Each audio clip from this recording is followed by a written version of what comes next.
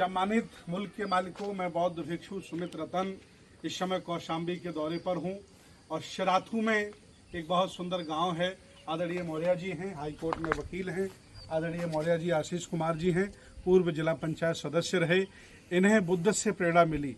बुद्ध, अशोक, फुले, साहू अम्बेडकर की विचारधारा ने इन्हें इस तरह से झकझोर दिया है कि इन्होंने अपनी पुश्तैनी जमीन में लगभग 1 करोड़ रुपए लगा करके बुद्ध विहार बना रहे हैं। पंचशील बुद्ध विहार नाम रखा है और पीछे देख रहे होंगे 43 फीट ऊंचा अशोक स्तंभ ये लगा रहे हैं, लाखों रुपए खर्च करके। ये परिवार बहुत ही बुद्ध की परंपरा से जुड़ा है और पूरे गांव को, पूरे समाज को, सभी लोगों को बुद्ध की संस्कृति से जोड़ने का भरसक प्रयास कर रहा है।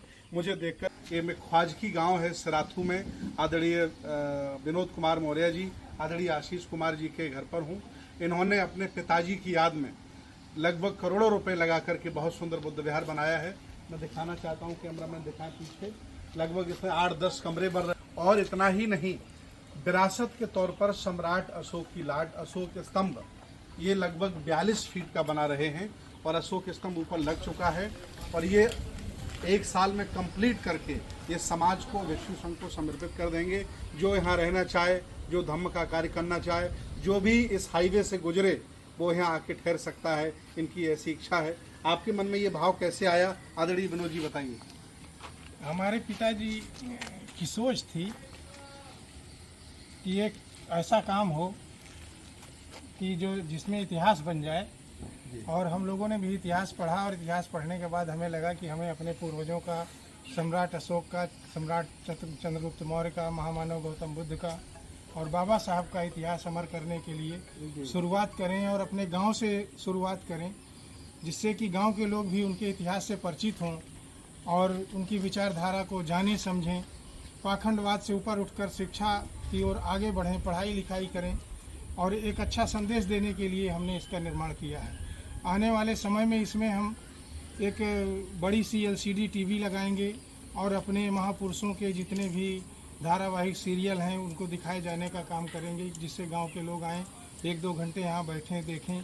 और जो भी इस GT रोड से निकलेगा बौद्ध भिक्षु या विचारधारा का व्यक्ति या कोई भी जाति धर्म का व्यक्ति जिसको किसी प्रकार की कोई दिक्कत होगी, रहने की समस्या होगी, तो आराम से यहाँ आकर के रहेगा। उसके रहने खाने का इंतजाम भी हम लोग करेंगे। ये हमारी सोच है। लोक कल्याण की सोच है। इनके मन में ये भाव आया और इन्होंने ये कदम उठाया। सामूहिक परिवार से रजामंदी लेकर इन्होंने महापुरुषों की मूर्तियों का ऑर्डर कर दिया है और सम्राट अशोक का स्तंभ बनकर के तैयार हो गया है।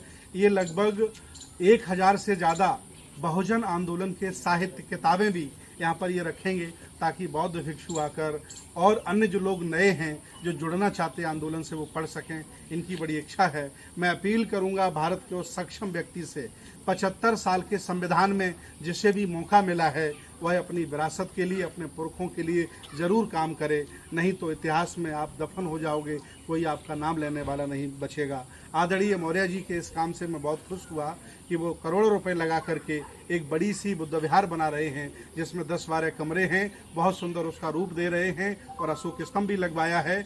बाबा साहब डॉक्टर अम्बेडकर, सम्राट अशोक और तथागत बुद्ध की पत्थर की प्रतिमाओं का इन्होंने ऑर्डर दे दिया है।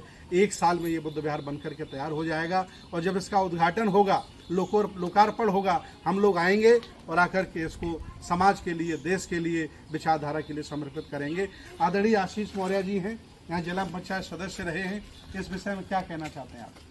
कहना यही है, समाज में अपने इतिहास को हमने जाना और तमाम महापुरुष, आप जैसे तमाम लोगों ने एक जो क्रांति पूरे देश के अंदर फैलाई, उससे प्रेरणा लेकर के ये ऐतिहासिक काम हम पूरे परिवार के लोग मिलकर कर रहे हैं।